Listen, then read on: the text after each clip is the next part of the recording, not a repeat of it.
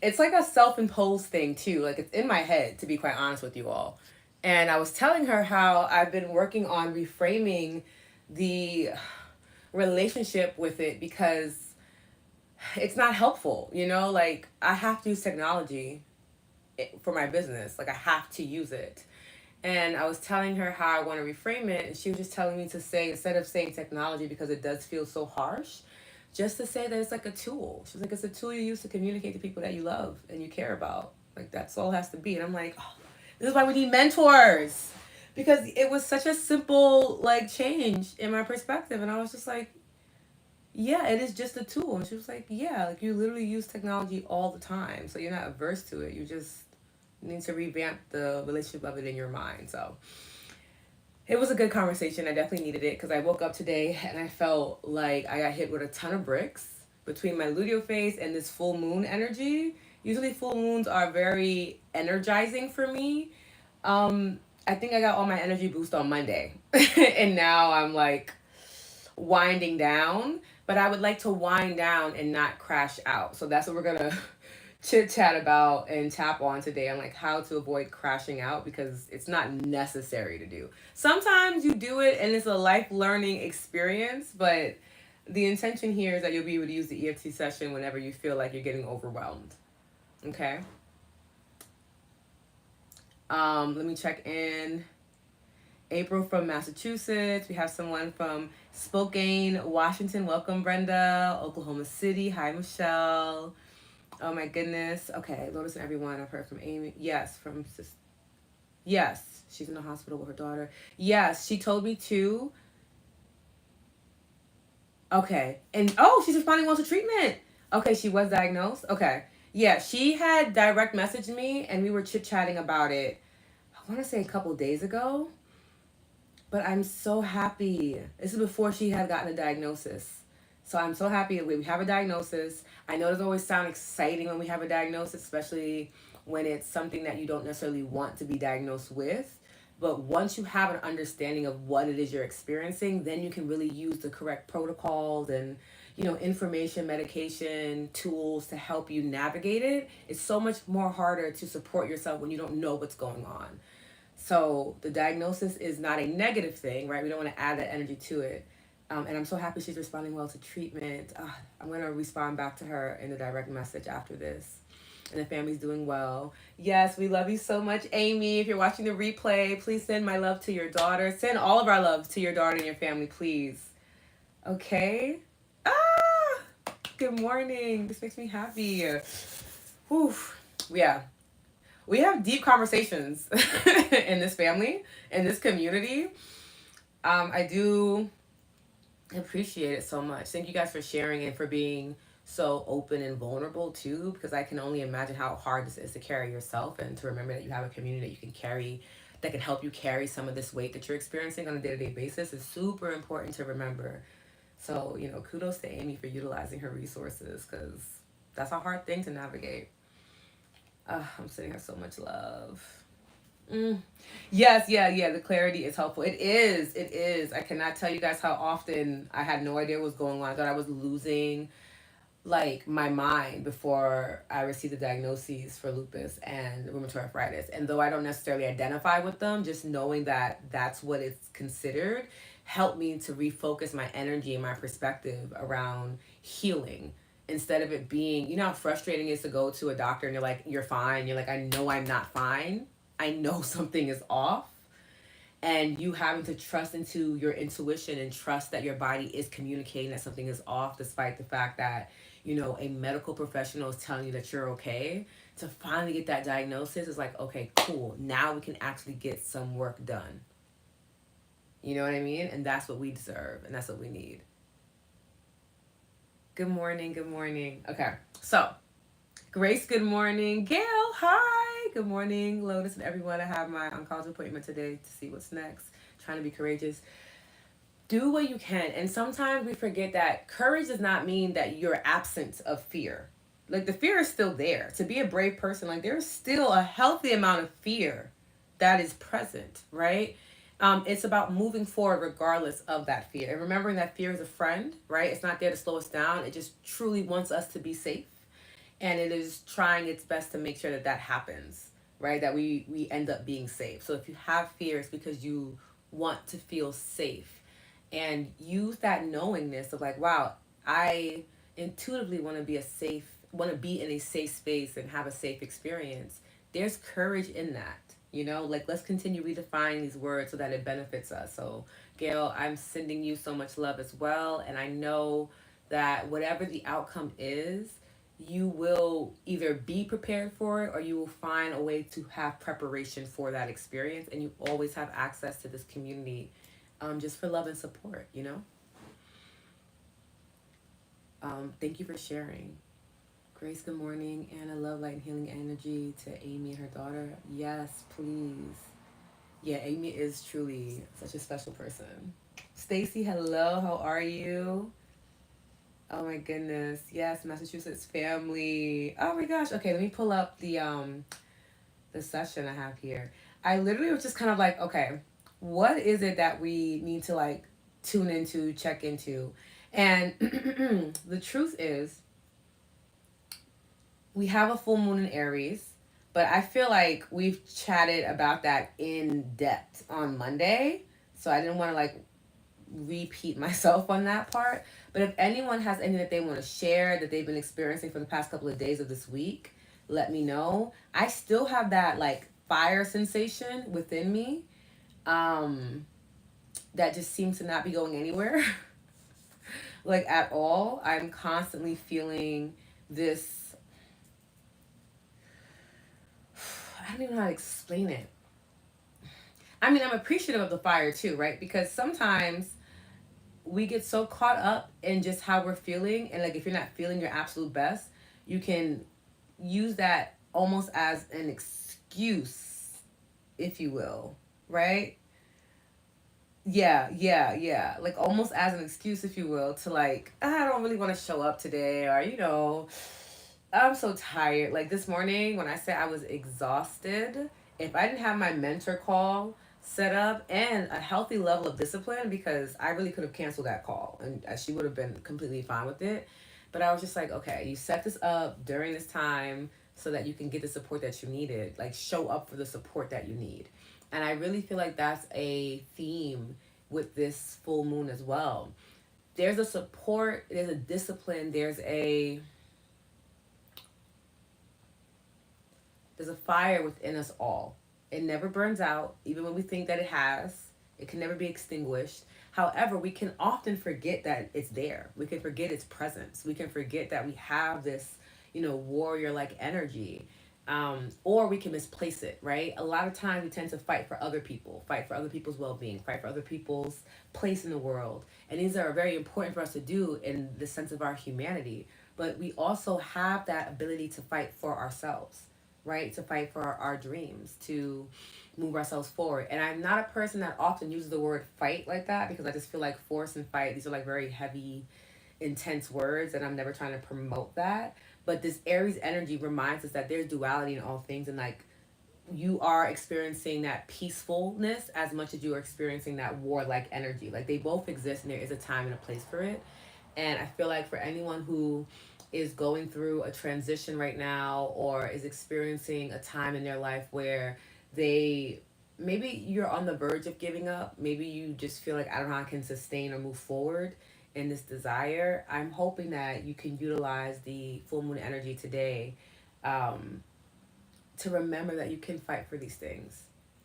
You can fight for your well-being, you can fight for your peace of mind.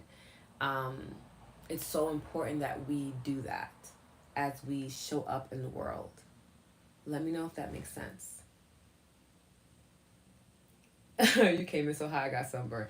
No, yeah, I was like, woof, I was revved up, like, and I still feel that way, but I think I went from like the engaged warrior, like I'm on field, ready to go to battle, like pre-gaming, to now I'm the peaceful warrior. And I really want us all to get to that space where you know when it's time to fight, right? You know when it's time to engage in that way, and you know when it's time to pull back and relax and to take in your surroundings and to see what's going on, right?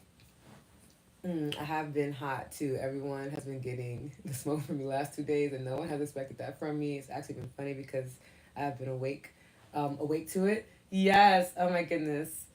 Oh my gosh, I am crying. That's so funny. Yeah, I've realized that for myself too. I've definitely been a bit more spicier than I normally am. I feel like I'm a healthy amount of spicy, but I have realized for myself too, just like I'm very conscientious of how I can speak to make sure that like I'm saying things with a lot of love and care, not necessarily sugarcoating things, but just being a little bit more compassionate to how I express certain ideas. I have not done that this week. I've just been like, no, yeah, I'm not doing that. That doesn't make any sense to me. And people are just kind of like, yeah. And no, I'm like, yeah, that's not for me. That's not something I'm gonna do. But thank you for offering. Like, there's usually some type of softness about it, but I've been like, yeah, no, absolutely not. No. Mm-mm. Why would you ask me that? And people are just literally like, ooh, okay, like, whoa, whoa, whoa. And at first, I was feeling a bit of guilt of like, oh, you could have definitely like been a little, softer in that approach. But then I was like, no, I was firm and I was direct. And that's also an aspect of who I am as a person. And there has to be a space. Remember, we talked about this. Like, there has to be a space for you to express this fierceness, this fire. Because if you don't create a healthy space for you to do so, it just starts to leak out everywhere. And it leaks out into relationships that you don't want it to leak out into. And you need a healthy level of self awareness to ensure that that does not happen. Right? For myself, I had a few moments this week. Mind you, it's only Wednesday, by the way. This week where I was just like, I want to tell this person how I feel and and then I had to ask myself, like, first of all, do you really feel that way? Or is this just your hormones speaking? Is this the full moon speaking? Is it your dehydration speaking? Before we say something and set off an entire experience that when we really sit back and think about it, we didn't even want to have to go through. And I had to remind myself of that, of like, girl, sometimes you don't have to, just because you're feeling it in that moment, doesn't mean that it's true, first and foremost. It could just be a byproduct of what you're feeling and how you're processing the information. And it doesn't mean it has to be expressed in that moment. Give yourself the ability to have some type of discernment and to wait it out a little bit. See if you still feel this way in 24 hours, in 48 hours, in 72 hours. And if you still feel so strongly about it, then go through the proper channels of expressing it. And sometimes when you're leaning into that cosmic energy, especially energy like Aries like, I said what I said and I'll deal with the consequences later. And that sounds very cool in like saying it, but it can be very detrimental in the long run. So I really want us to kind of remember that as we're moving through and navigating through this energy, right? Super important. Leo guys coming back through. No, Jack, Leo, too much for me. Yeah, Leo energy is intense. Marquand, hello, good morning. No sugar in the coffee this week. None whatsoever. No sugar in my tea. It's just straight there for whatever it is you need it for.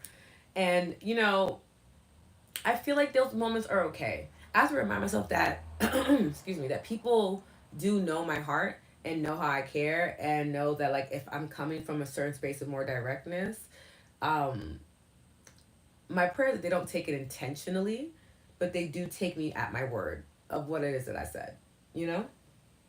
Um, Thank you so much, Marquand. You had to blow dry my hair. It was so crazy. So funny. I was working with one of the kids that I work with. And we're like engaging in some type of like creativity.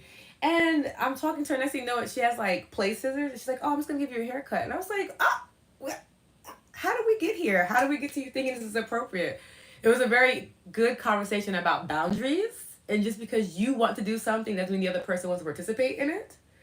I thought it was very, very, very, very funny because at 3 years old, she just was kind of like, I feel like I should be cutting your hair. And I was like, absolutely not.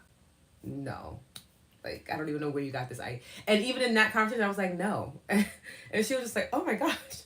Like, you never just say no. And I'm like, yeah, no, you cannot cut my hair. Like, what are we, like, girl, give me some space because this was a wild assumption for you to make. And I realized that from 3-year-olds to people my age to older, I'm just kind of like, yeah, no. And I do believe that's Aries energy, just making sure that we are being absolute in what we say. Um, because it's necessary. Sometimes you don't need to sugarcoat things. Sometimes you need to go about it in a sweet way. Sometimes you have to be straightforward and direct and do it in a way where um, there's no disrespect happening. And I feel like we tend to think that if I'm direct, I'm disrespectful, or if I'm honest, I'm disrespectful. And like, I don't see why we continuously combine those two things when they could be so far from the truth. Okay. Thank you. Yeah, you guys know I'm always wearing my little pimple patches. This is during the time of the month where I tend to break out a bit more, so these help me feel a lot better. And my niece is always like, "You always have a sticker on. You never give me a sticker." I'm like, "Girl, you don't need a sticker. You're fine." Yes. I'm just gonna give you a haircut. See ya, yeah. And again, that Aries energy was peeking through her too, because she was kind of like, "I don't understand what the problem is." I'm like, "You don't." It was a very funny moment. Um, But yeah, it was a good conversation about boundaries, which helped me do my work. So it worked itself out. But yeah, I actually am in a conference. So I'm in an energy psychology summit right now. And it's been really amazing. The classes I've been taking have been really, really good. The two classes that have really stood out for me, one really revved me up, and the other one I was like in full blown tears. I was crying. I was so hurt by the conversation and information that I was receiving. And my passion really seeped through.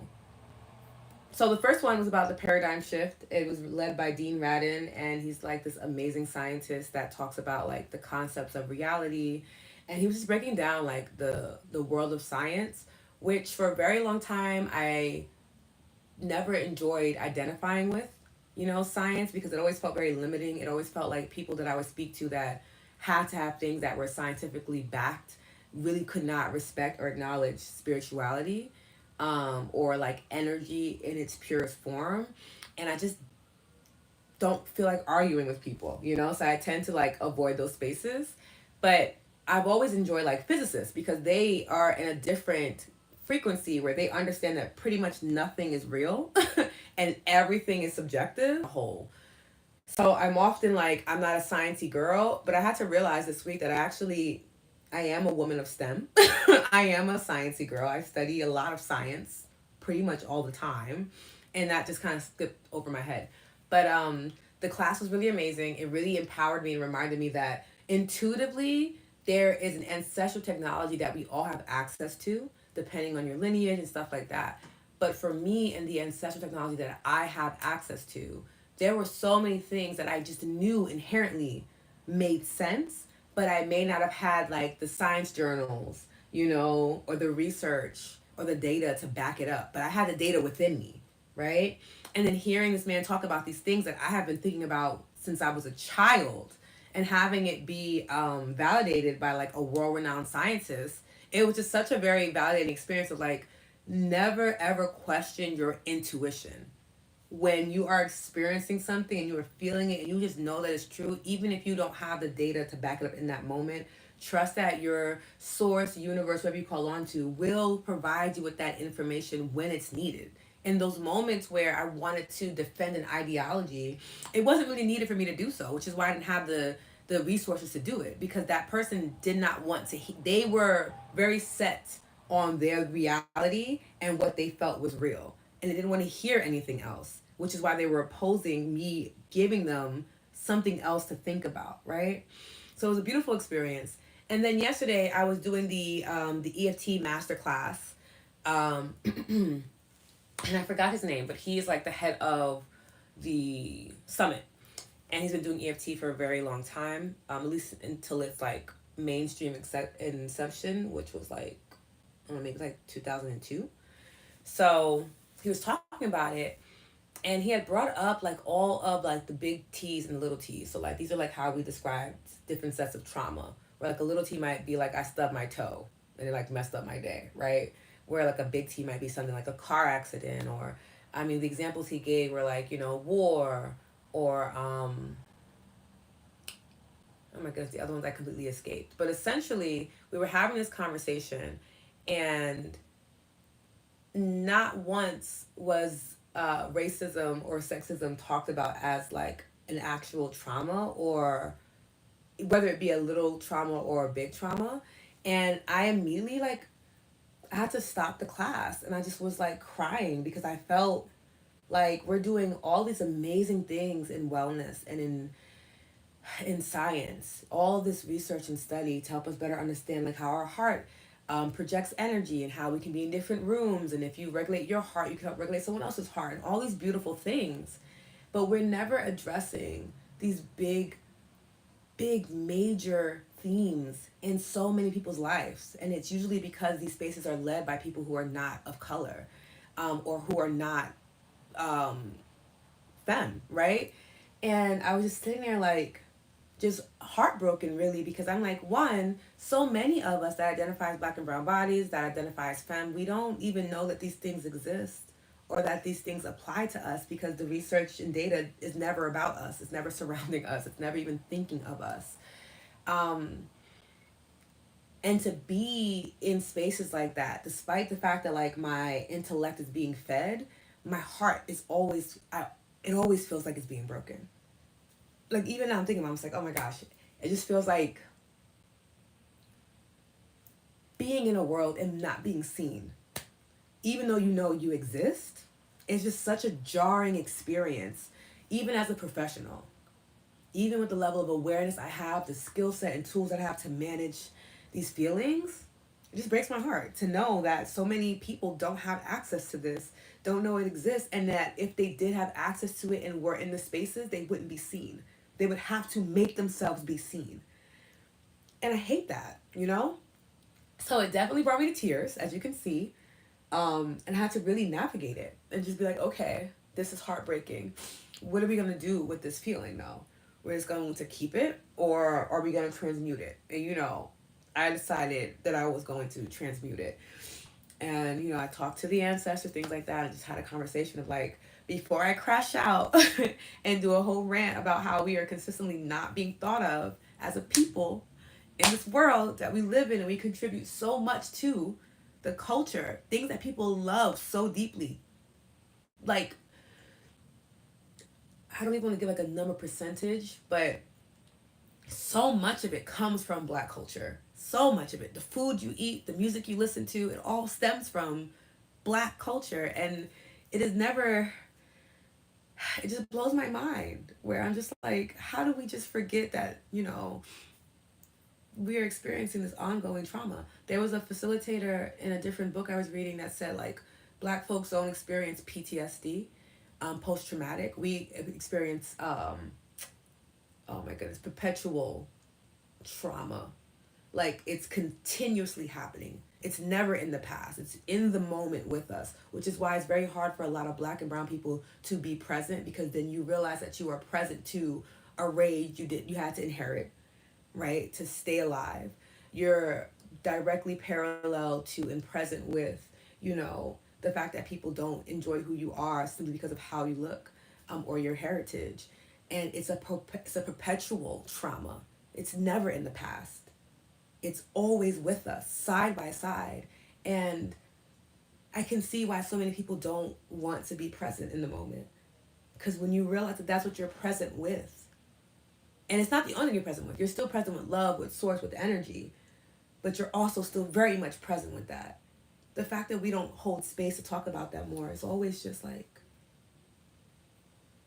I don't necessarily know if that may be part of the reason why I exist, to hopefully usher in a space like that, to usher in language and curriculum around that, to really help these very well meaning human beings understand that they have severe blind spots to a huge population of humanity. I don't know if that's what I'm here to do, but I know I'm very passionate about it. And though I am someone that can sit with a lot of heartbreak, I'm someone that can sit with a lot of trauma, right?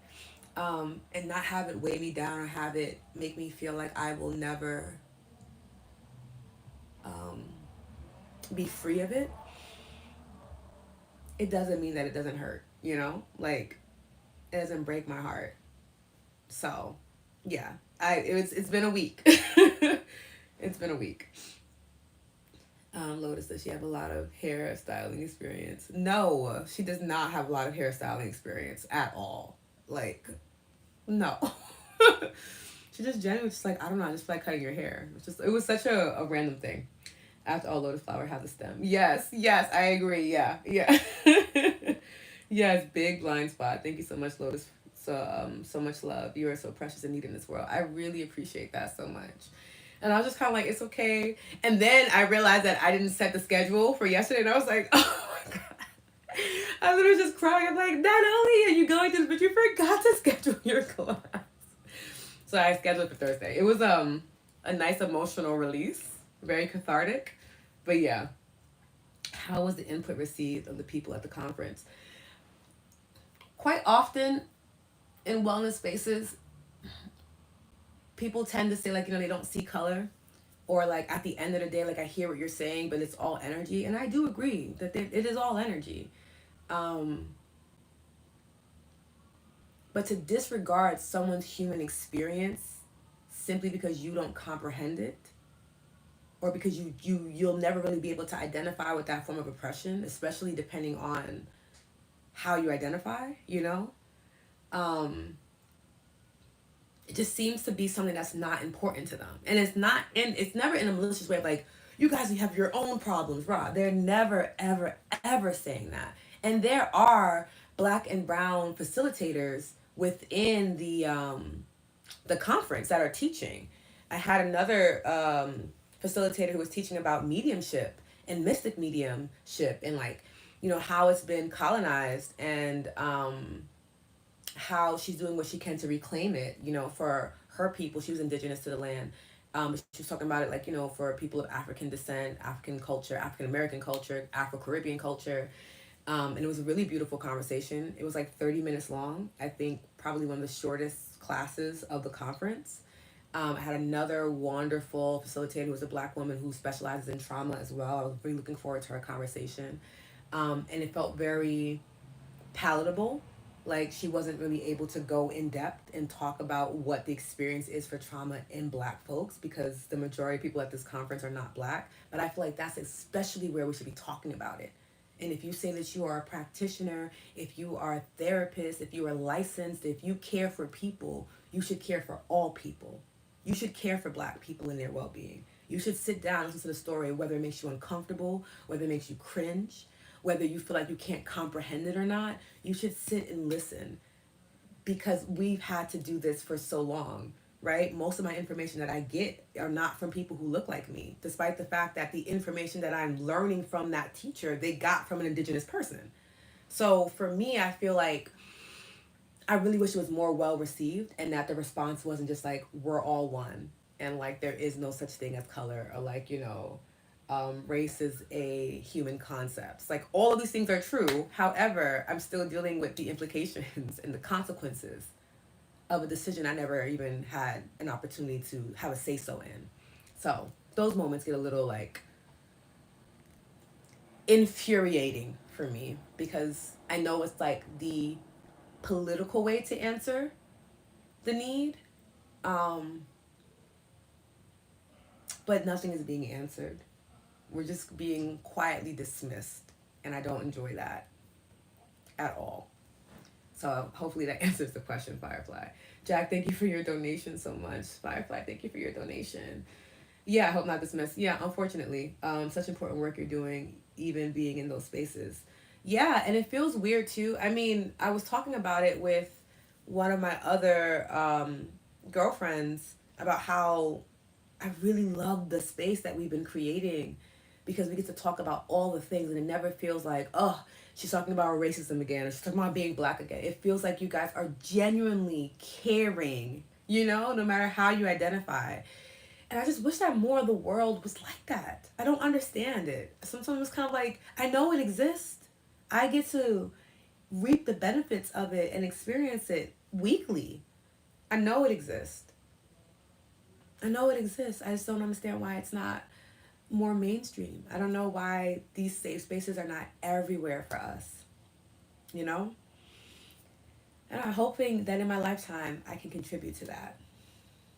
It'd be nice. My 19-year-old daughter is struggling in this area. She's giving so much in a job in the Navy now, being the youngest in her command. Wow. She has natural hair and beautiful high energy.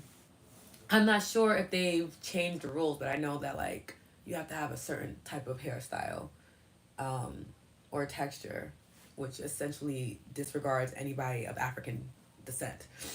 Um, so I don't know if she has to go through that or not, but if she does, I can understand. It's like erasing a part of your identity to be seen, but then when you're being seen, you're not being seen as your entire self, and then you feel lost.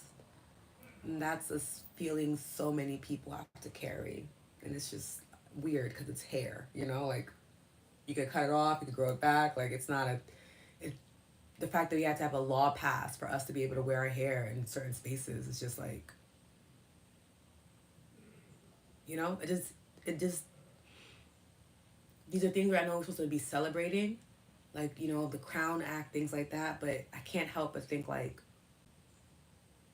what? You know? What sense does that make? That I have to have a law passed for me to like wear the hair that grows out of my scalp the way that it does. You know, for a very long time, I didn't even wear my hair straight because it was an act of rebellion. I wore my hair in its natural state, or I wore braids, or I wore a protective style. And I would go to interviews and be like, if you cannot hire me for my skill set and intellect, you don't deserve to have me. I'm not changing my hair. I'm not.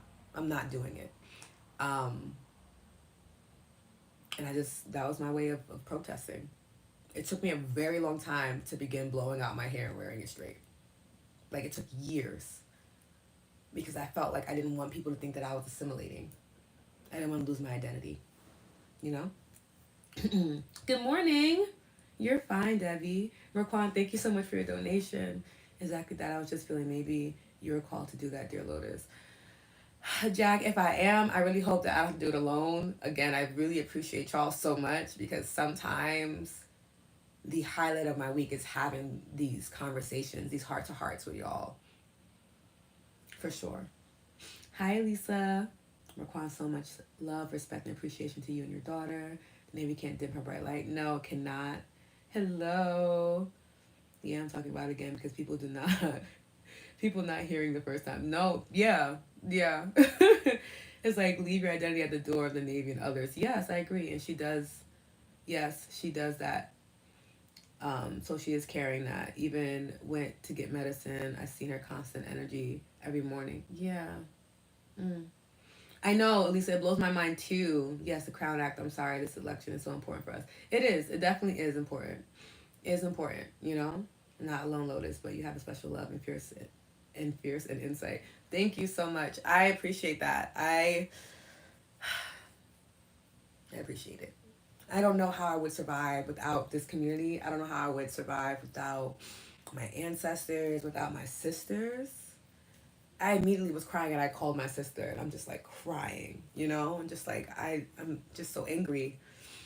And I also can see that in that I'm just so grateful that I have spaces to do that, and I can't imagine how many people are just enraged and have nowhere to put it, and they have nowhere to express it, or they're afraid to express it because they're afraid to be seen as volatile or aggressive, or you know, they might lose their livelihood. You know, they might put themselves in a harmful situation or be seen as a threat simply because they're expressing an emotion that everyone experiences, but it is seen as especially dangerous because of their complexion. I don't think I can ever be okay with knowing that people have to do that in this world. I just don't think I could ever be okay with it. I don't think I could ever be okay. And I don't know how people can be okay with it. I just don't. I just pray that by the time my niece is older, that it's just different. Because I would hate to have her have these experiences.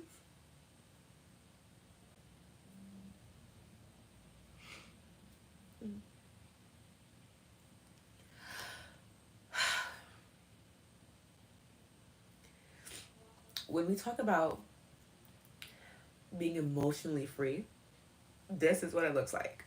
I know we see like all the pretty curated content where, you know, the practitioner is like sitting in this beautiful space, and like, you know, there's chimes in the background, there's a sound bowl, and all this is absolutely beautiful. And, you know, yeah, we deserve beautiful spaces.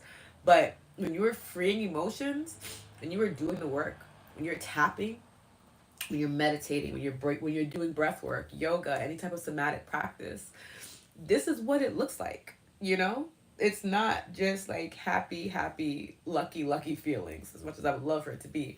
It is also just like, I'm sad, I'm heartbroken, I'm enraged,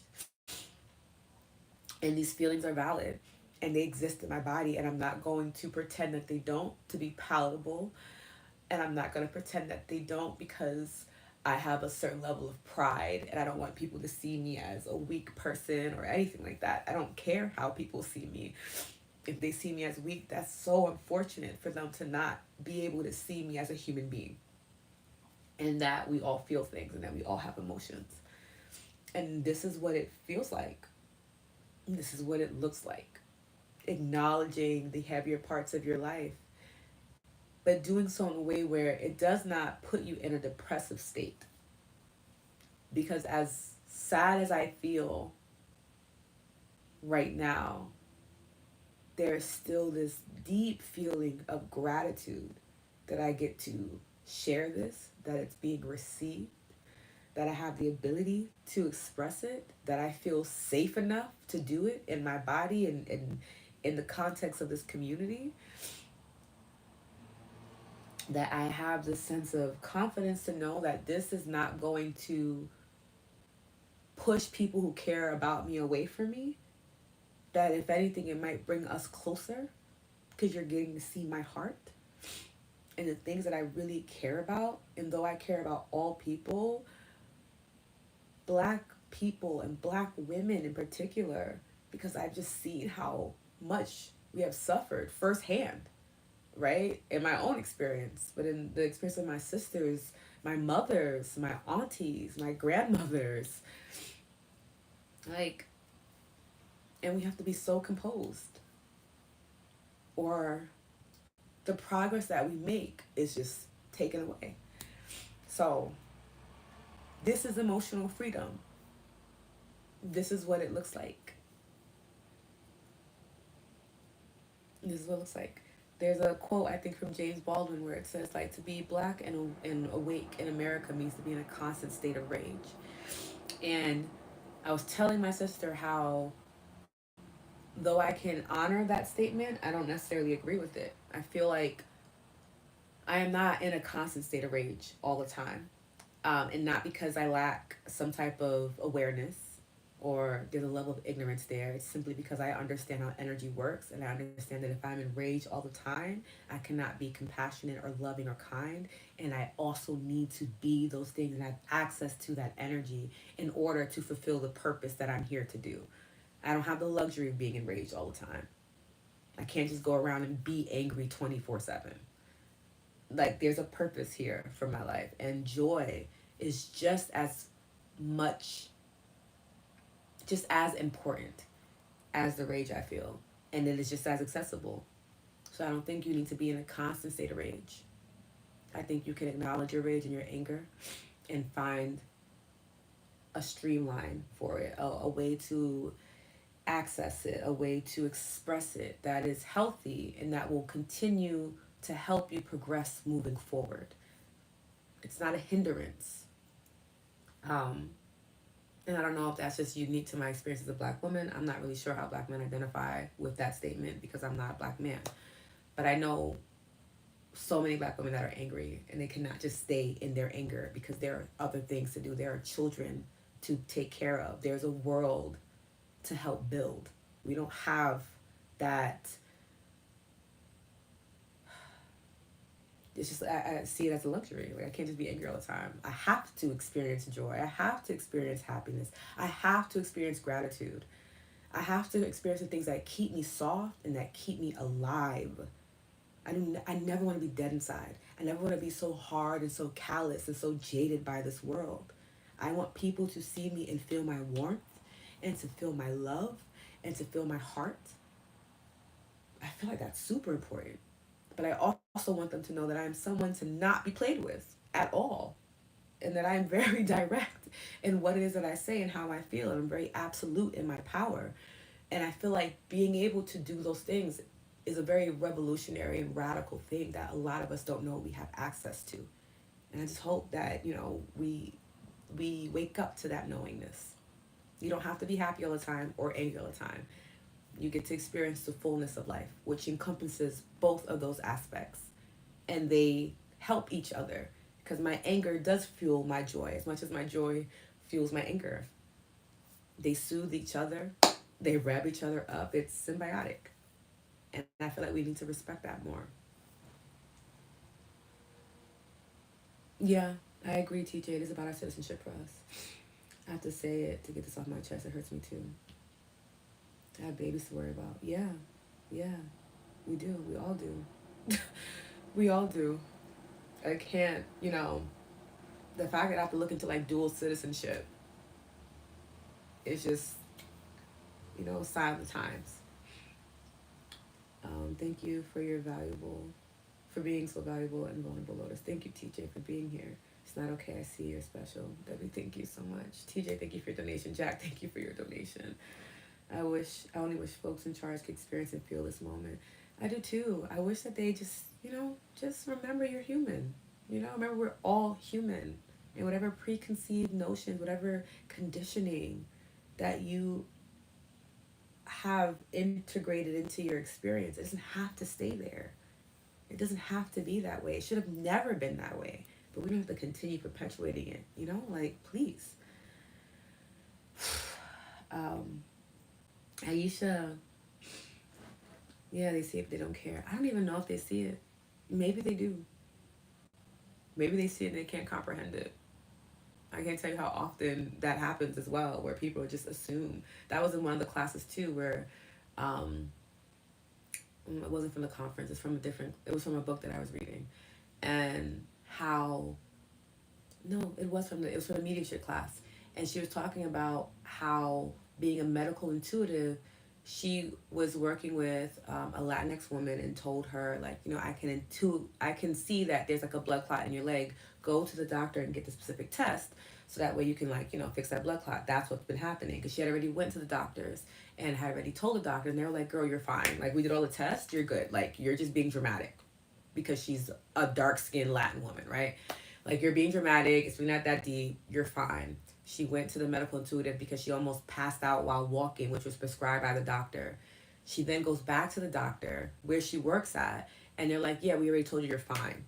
Like, we're not going to give you that test. You don't know better. You're not a doctor. Why would you even ask us for this test? Oh, because a medical intuitive told you that? That's pseudoscience? Like, no, girl, please. We know what we're doing. And she listened to the doctors again, and eventually I think she passed out or something and went back to the medical intuitive, and she was just like, yeah, it's worse now. Like, had you gone and had the test the way that I'd asked you to do in the beginning, it wouldn't be as advanced as it is. And eventually, because of how much physical pain she was finally able to showcase in her body, the doctors did the test that was initially asked for, found the blood clots now, because it's been days, and were able to help her, and she was able to make a recovery. But they didn't listen to her the first time. When she asked for that specific test, they told her that she was incorrect. This happens often with black and brown women, especially. For whatever reason, it is this notion in Western medicine that we can tolerate pain in this different way. And it comes from a lot of like enslavement mentality, and what is it they were able to put our bodies through back then, and how we were able to survive. It's like, if you went through that, you'll be fine with a blood clot. Like, wow. And people don't realize that that's still in your genetics. That's still in your epigenetics. Like, that exists within you, whether you're aware of it or not, right? It's still in your subconscious behavior. And it's killing black women all the time. Like, we're dying from this type of belief. Um, and I've had that experience myself, where people just thought that I was pregnant because of the fact that I was young and black, that it couldn't have been anything else but me like being pregnant, despite the fact that it was physically impossible because I had like an IUD. So I'm just like, how do you guys keep asking me these questions? But for them, it's like, it can't possibly be that you're actually injured. It can't possibly be that you're actually sick. Like, who knew you had autoimmune disorders? We thought you were pregnant. And it's just like, because You looked at me as a statistic, not as a person. We do this. This happens often. This is not a once off thing. I can't tell you how I can speak to any black woman that I know and they've had a type of medical experience like this, if they're still alive to tell it, right? So yeah, it's important that they learn how to see it, but I don't even know if they know how to see it. How do you decondition to realize that the person you're talking to is human when it feels so obvious to me? I don't know. I don't have answers to that one. If authorities could have a Christmas Carol experience like Scrooge, yeah, that would be dope. I don't know. Like, would they even pay attention? Maybe, maybe not. Embrace your purpose, Lotus. Let it shine, girl. Thank you, TJ. I appreciate that. They absolutely don't. Staggering. Baldwin Rage. He had it. Yeah, he left the country. So many amazing black um, creators left the country because they could not deal with it anymore. He moved to Europe, which you would think would be worse, but apparently he was fine there. Um, Same thing for Eartha Kitt. Same thing. They moved. They just couldn't deal with it anymore. Um, it was the oppression was getting to the point where it was taking away from their ability to create, and they understood that they were here to create, so they had to change their environment. I'm hoping I don't have to do the same. You know. Raquan, this space I appreciate because it gives me a good space to be seen. We are all seen here. We are all one. We are created to be a light for all people. You give us all strength. Thank you. I have been letting go. I have been acknowledging, and it's freeing me. I love this. I'm in my imperfect self. It's the best place to be. In your imperfect self, it's like so much freedom there. I'm stronger. We are the beacons. This is a word for me. Emotional states I am in and I feel. I acknowledge it and will express in a safe way. Thank you for doing that. So important. Marquand beautifully said, Lotus, this is so raw and precious. Thank you, Jack. Thank you, Jack, for your donation again. You're so sweet. Aisha, good morning, good morning. Beth, hello, all just joined. May I have an overview of the topic so I can catch up, please?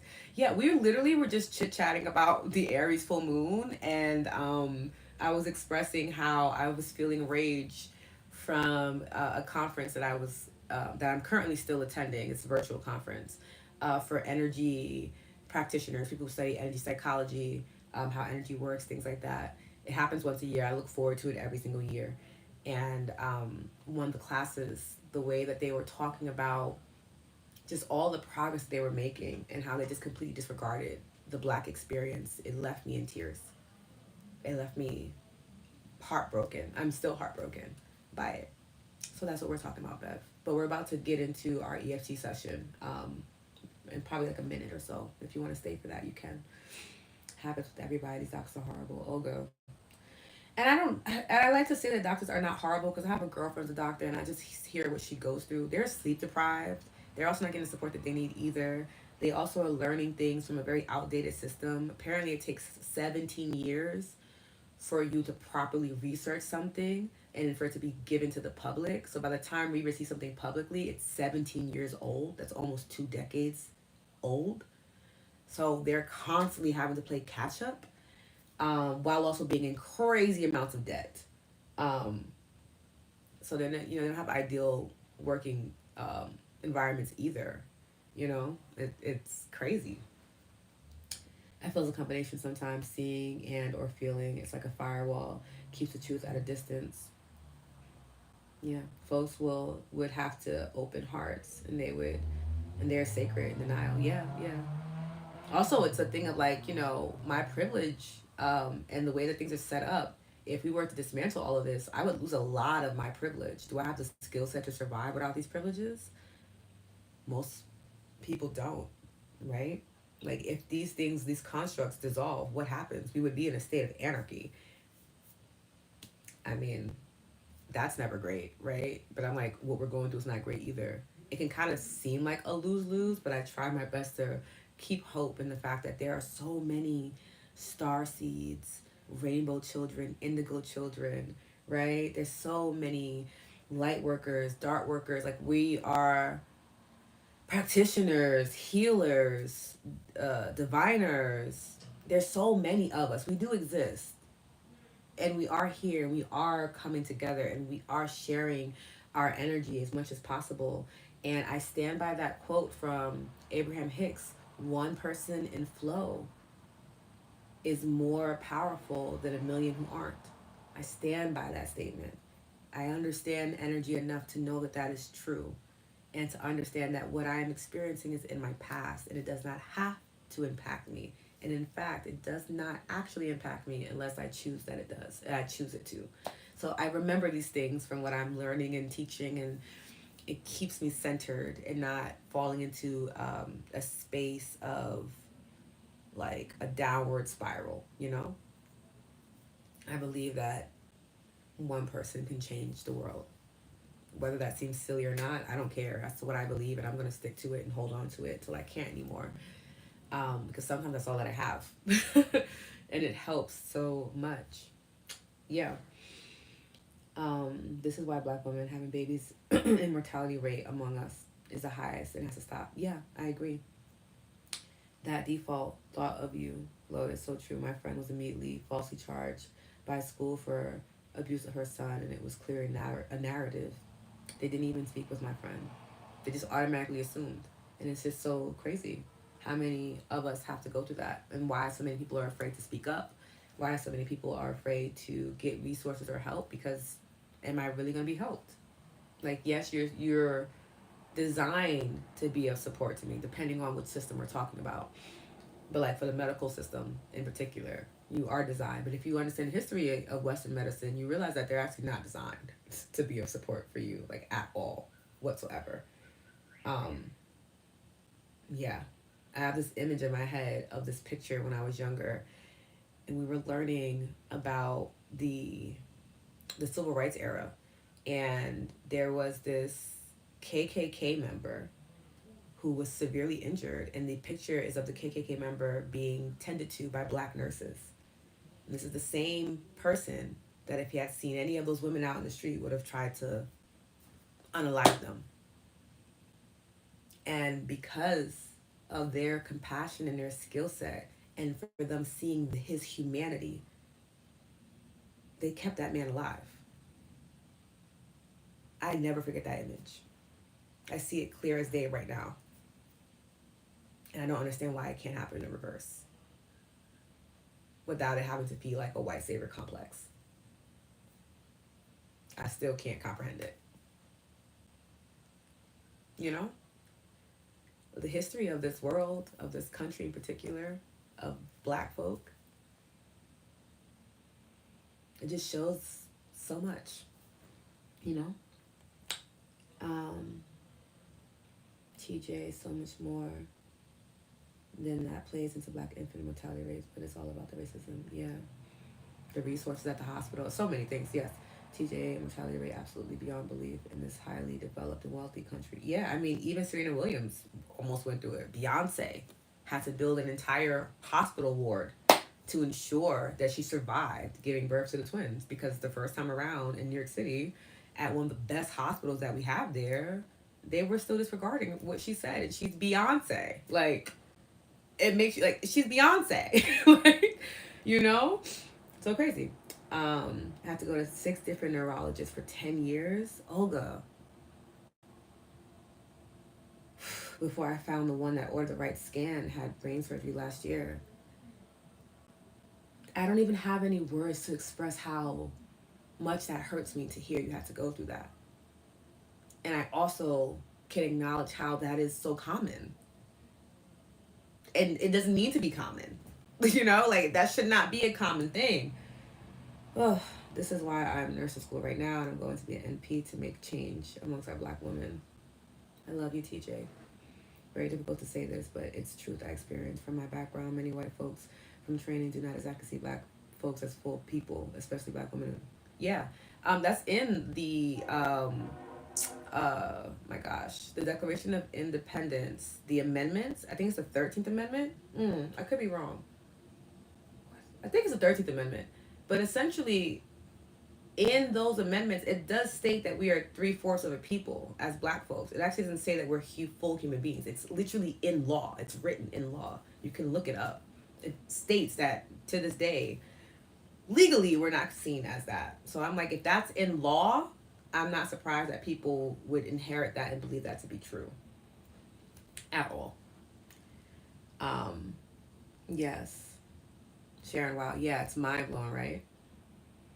Mind blowing. Also, Sharon, you have my mom's name, so that makes me happy to see it. My daughter, as a newborn, went to two other doctors that knew nothing about breastfeeding and told her the baby didn't have a problem with her baby breastfeeding, but to find out he did, she pushed and found the doctor who finally put her baby under his tongue, but the baby's doctor disregarded it. But she found the right resource with the fee. Sometimes that happens, yeah. But the baby for 4 months, and she and the baby are happy and feeding today. I love this. This happened yesterday, a win. That's amazing. Another one, I finally got my taxes done in October, and my mom is en route to my home. I love this. Now, so she will be with me this weekend. So much energy this week, plus mom, who are in fixed income, has to travel 2 hours to get care. But because of good energy and resources, God has blessed me. My mom can get her mouth fixed and get rid of mouth infection. She's been afraid to of care her small town. I'm so happy that you've been able to get these type of resources for your family. I wish that it was more accessible and that it didn't have to be such a roundabout way, but I'm so happy that you have this. So necessary. Yes, thank you, Jack. Dred Scott decision. 3/5 of a person. Thank you. That's the correct term. I appreciate you for sharing that. Yeah, TJ, do you know what type of NP you're going to be? Yeah, please. Thank you, Lotus. Considering the toxic political rhetoric at this point, it's so far women in general, and particularly for women of color, so profoundly wrong. Sending love, hang in there, girl. Bev, thank you. That's what I'm doing. I'm hanging in there. And one of the ways that I'm doing that is through EFT. So let's tap in, okay? We're going to actually do the tuning scale. And I'm using the old tuning scale despite the fact that so many people use the different one. It's fine. I don't mind being different. But we're going to do tuning scale and we're going to drink some water because it is a full moon. So I have a whole glass of coconut water here with me. So if you have access to water, I would love for you to take a sip with me in this moment before we jump into our EFT session, okay?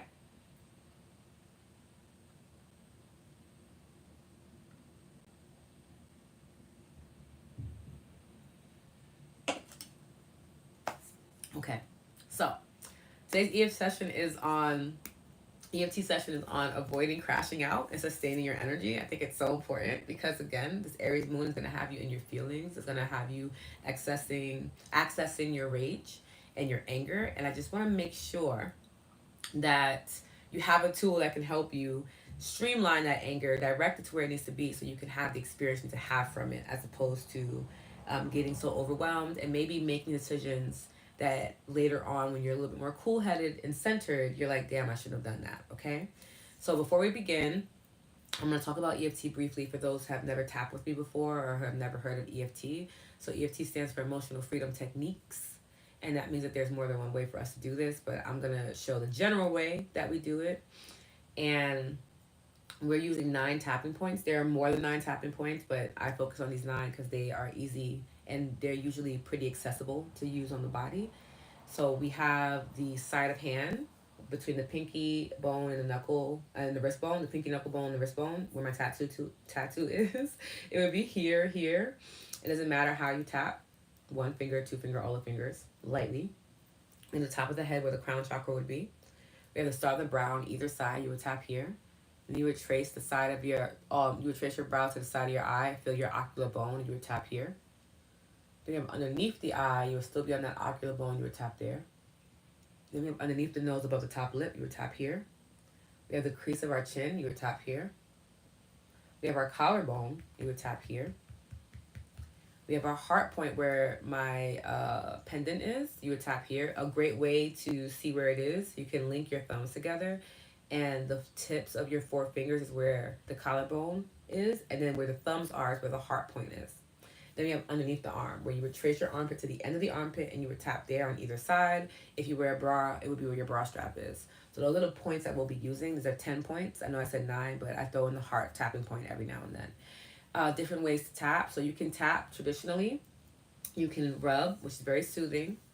You can pulse, where you keep the hand to the body, or you can hover, And a little bonus one, you can actually just think of tapping in that space. If that is something that you want to do, it's still as effective. And we would tap on those 10 tapping points, doing any one of those forms. And you may notice that your temperature increases or decreases. You may notice that you might belch or tear up. You might actually have an emotional release.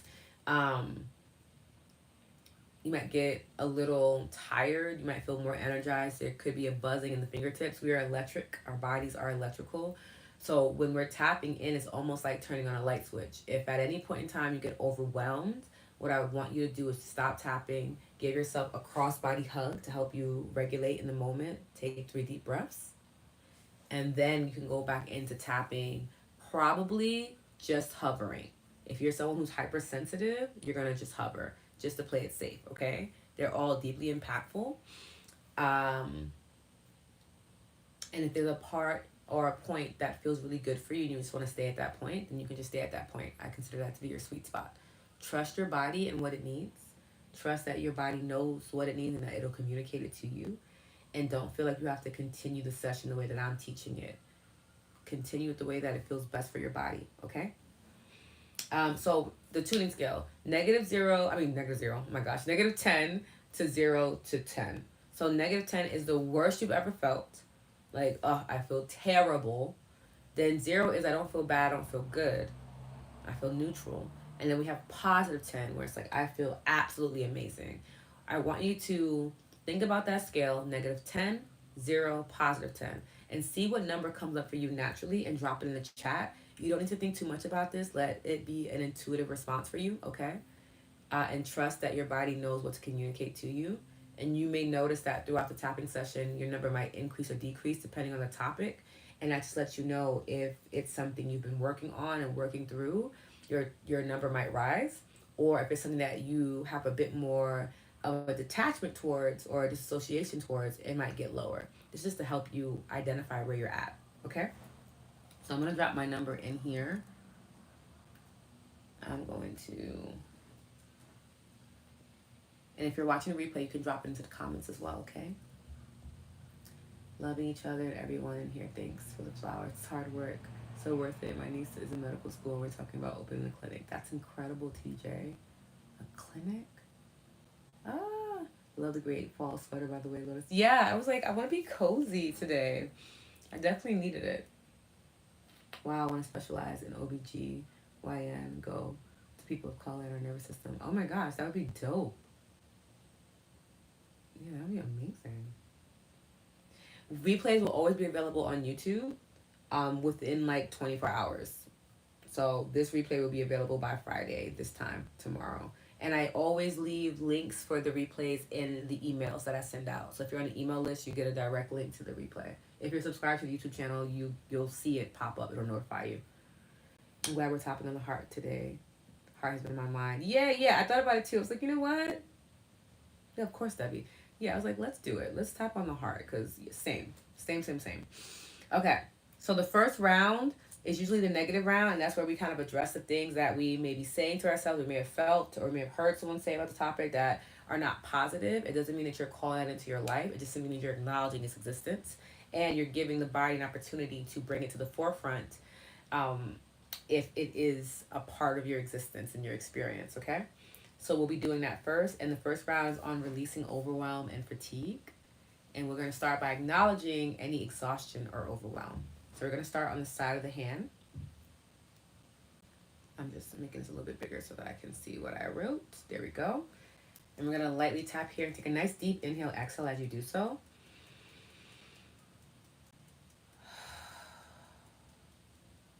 Deep inhale, breathing in.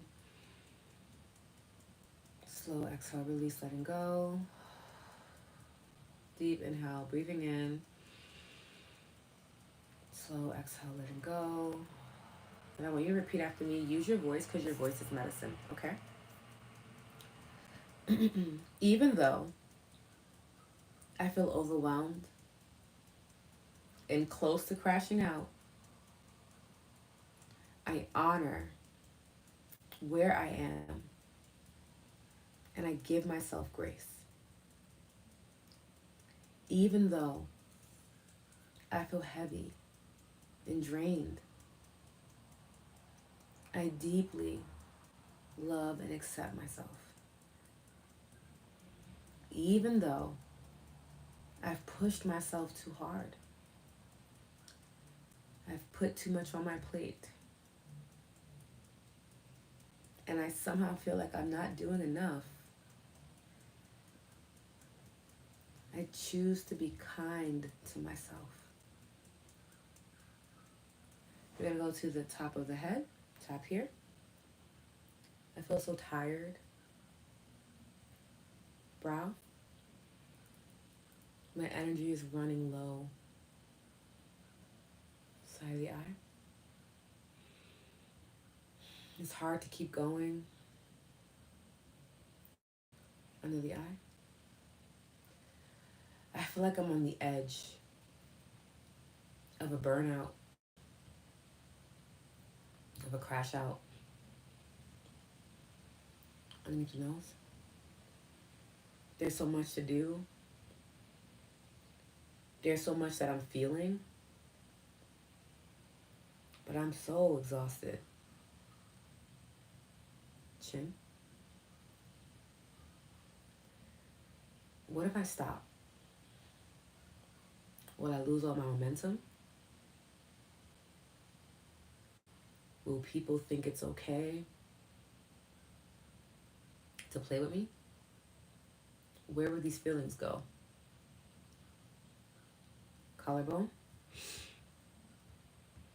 I've been pushing through, but it's all catching up with me. Heart.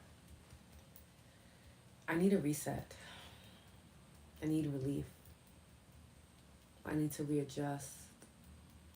I need to remember who I am and what I'm here to experience and who I'm here to be. Underneath the arm. And I feel trapped in this cycle of exhaustion and frustration and overwhelm. Drop your hands by your side or in your lap. Take a nice deep inhale, breathing in. And a slow exhale through the mouth, letting go, softening the shoulders, relaxing the face, dropping your tongue from the roof of your mouth. And I want you to think of that tuning scale again. -10 being the worst you've ever felt, 0 being I don't feel bad, I don't feel good, and then +10 being the best you've ever felt. And I want you to go ahead and drop that number into the chat and take a sip of water, okay?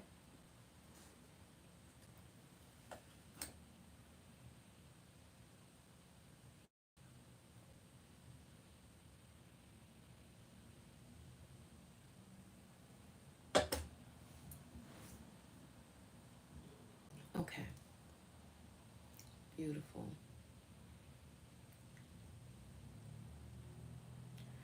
Now we're going to get to our second round. And this is cultivating sustainable energy and balance, which you guys know I like to say harmony. This round will focus on inviting harmony and sustainable energy into our lives, okay? So we're going to start here on the side of hand. Tap here. Take a nice deep inhale, exhale. Deep inhale, exhale.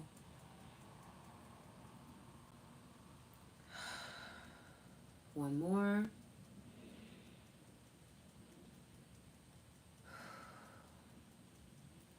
And repeat after me.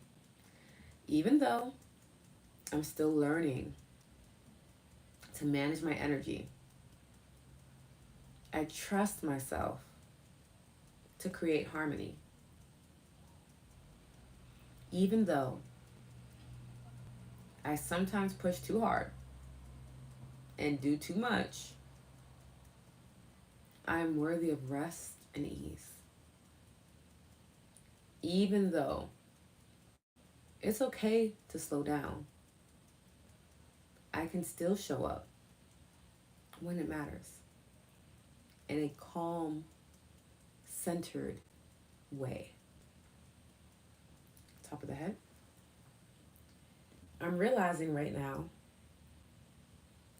that I can reset without guilt, without burning out, without crashing out. We go to the brow. It's safe to honor my limits. I don't need to hit rock bottom to start again. Side of the eye. Rest fuels my energy. It allows me to lead with my heart, to remember my compassion and kindness. Underneath the eye tap here. I release the belief that I have to do everything right now. That I have to defend myself aggressively or defend those I love with aggression. Underneath the nose, tap here. I give myself permission to find ease, to move with intention, to be a peaceful warrior. Chin, tap here. By choosing the battles to fight, I realize I am capable of creating sustainable flow. I'm gonna go to the collarbone, tap here. And I trust my energy to rise when I need it. Expressing any anger or rage by being assertive and direct, not being rude or disrespectful. Heart. Rest and productivity can coexist in harmony for me. Joy and anger can coexist in harmony for me. Happiness and sadness can coexist in harmony for me. I am allowed to feel the fullness of my existence. Underneath the arm, tap here. And I allow energy to flow with ease. I allow my energy to be directed towards the people, places, and perspectives that not only benefit me, but that keep me safe, keep me sweet, keep me satisfied, so that I can live out my purpose and be passionate and be well received in all ways. I want you to place your hands over your heart, close your eyes for a moment.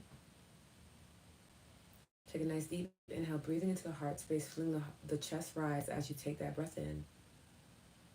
Slow exhale, open mouth, softening the shoulders, relaxing the face, and just noticing how your body feels right now.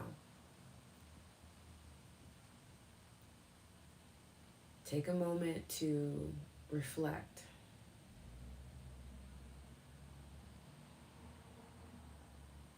Take a moment to witness.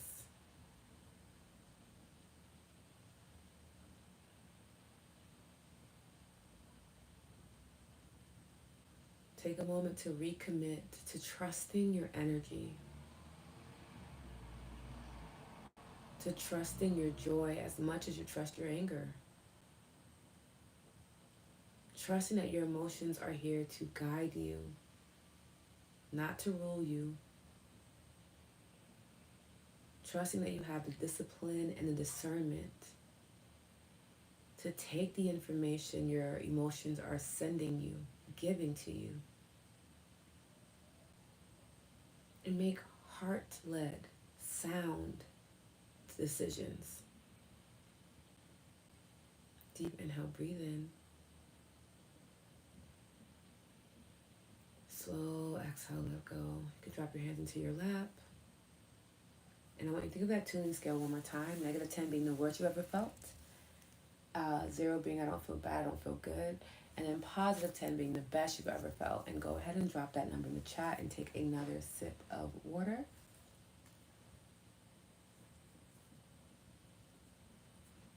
Okay.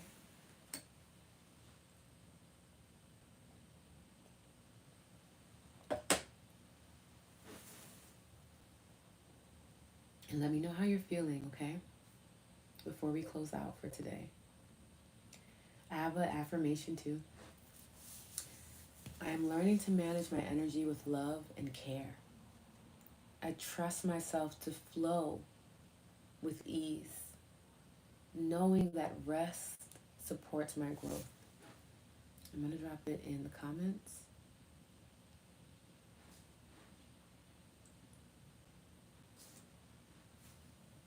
So you guys can have this as well. There we go.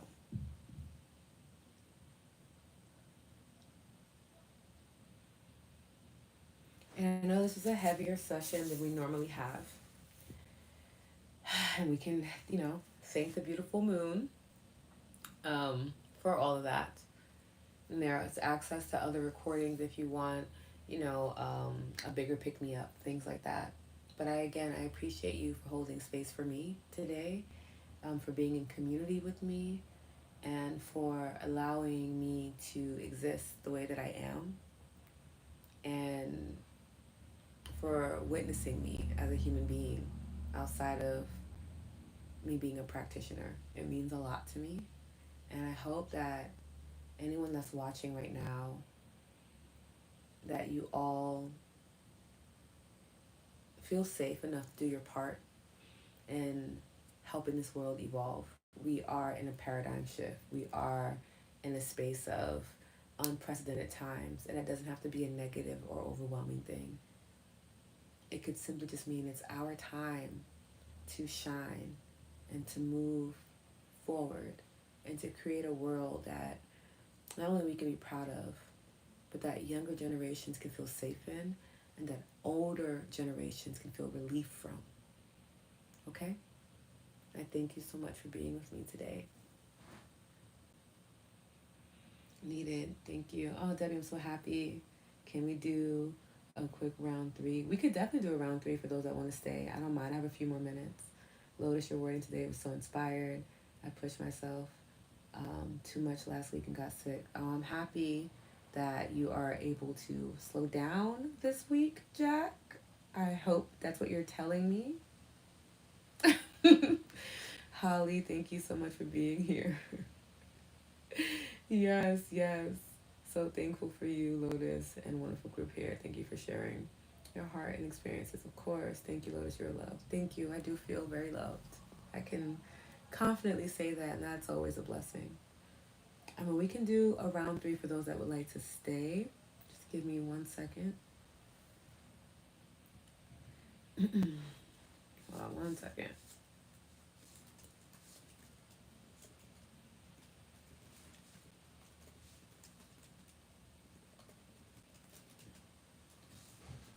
Okay. I'm just letting my client know that I'll check in a few.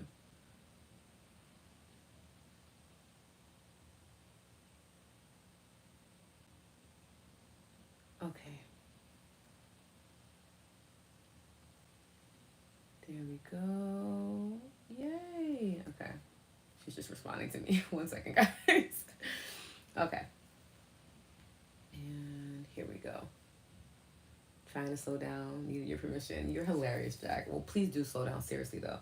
Anna, so love Lotus. Thank you so much. We're blessed to have you. I'm blessed to have you all as well. Jack, been doing the same. Why was that at a negative number? Debbie, please. Yeah, let's slow down. Let's breathe. Thank you, Lotus, first time here. I'm so happy you're here, Sharon. Every time I see your name, I just think of my mom. It's actually really nice. Deb, I noticed that. Glad you came. Yeah, yeah, yeah. I'm glad you did too, Deb. Thank you. Oh my goodness. Debbie, this is the best. Okay. So for those that are going to stay for the third round, we can do that really quickly. And we'll start at the side of the hand. Take a nice deep inhale, exhale. Deep inhale, exhale.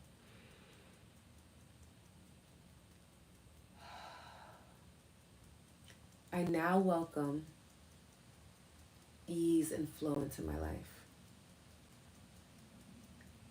I am so capable of showing up with joy,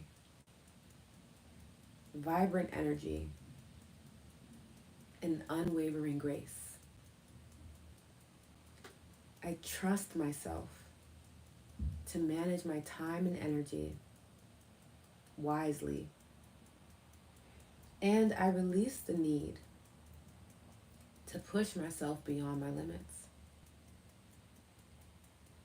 And go to the top of the head. In this moment, I feel lighter, more aligned. Brow. Energy flows into me effortlessly. Side of the eye. I trust the rhythm of rest and relaxation, that it's guiding me to a beautiful space where I can be all that I am. Underneath the eye, tap here. I feel so balanced, in harmony. I feel grounded and centered. I realize how easy it is for me to get to this place. I am at peace. Underneath the nose, tap here. I am going to show up for what matters to me. And I'm going to let go of the rest. Chin, tap here. I allow myself to be motivated and inspired. And I know that I can stay in flow when I need to. And I can embrace the ebb when I need to. Collarbone, tap here. I'm exactly where I need to be in this moment. Feeling the exact feelings I need to feel in order to be my most divine, kind self. Heart. And I honor my progress. I honor my progress. No matter how small it may seem, I know that every step forward is blessed. Every step forward helps me. And that's all that I need to know. I'm going to go to underneath the arm, tap here. And I choose to let this energy be sustainable. Let it be fortified by my joy and my anger, knowing that it's woven into all that I do. And that's completely okay. I am safe. I am safe. And I am seen. And I am loved. Take a nice deep inhale, breathing in. And slow exhale, letting go. And continue to drink your water too, okay? This is a super full moon, so if you're starting to notice that you feel a little bit more emotional than normal, you're probably dehydrated. I'm dehydrated, and I'm someone that talks about drinking water all the time, okay? It's very easy to forget to drink water, so please, drink some water today. Okay? Oh, really? I love this. Yeah, you're feeling the moon too, Debbie? Same. Holly, first time here. Love your energy when you're back. I am here every Monday and Wednesday. It just happened to be Thursday because I completely forgot to book in the time frame you need to for Insight Timer. But Mondays we have guided meditations with Lotus Hour, and then we have our midweek check-ins on Wednesdays. So this upcoming Monday, but I have a YouTube channel, I have a podcast, and an email list. So I'm in constant conversation with you all outside of the lives as well, and I'll leave that information here. This is a podcast. It's on all major platforms, and then on YouTube, you would just look up my name, and then you would have access to all of my replays as well. Okay? And then if you're looking for a private community to be a part of, that is the garden. That's on Patreon. And I feel like, oh, and then the email list. The email list is in my bio link, but they keep changing the Insight Timer format, so I can't even tell you where that is. But if you would like to be a part of the email list, you can always send me a direct message with your email and I'll manually add you on. I think the next email will probably go out tomorrow. Usually it goes out on Thursday, but since we had class today, I'll wait until tomorrow so I can send you guys a link for the replay, okay? Special Thursday episode. Yeah, yeah. And it happens to be on a full moon. Lucky us. You're so welcome. Okay, y'all. Have a beautiful rest of your week and a good weekend. And I will see y'all on Monday, but you will hear from me like Friday or Saturday. Okay? Yay, I'm so happy. Have a beautiful